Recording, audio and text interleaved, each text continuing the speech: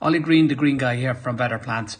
This is an old bat that we converted into a wormery. It's a brilliant little system. It takes a long while to work, but when it gets working, this is our Bokashi bin, absolute, the top rated, fastest composter you can get. Look, it makes a lovely liquid coming out of it. So look at what we've done. We're emptying out the worm castings, and you see I'm sieving it into a bucket because I want to keep this bucket for potting. Look at that lovely fine compost. It's absolutely amazing. So look at the big bucket I got there in about 10 minutes of sieving, and look how moisture holding capacity of it. It's absolutely amazing. Basically it's the best of the best if you're potting up plants.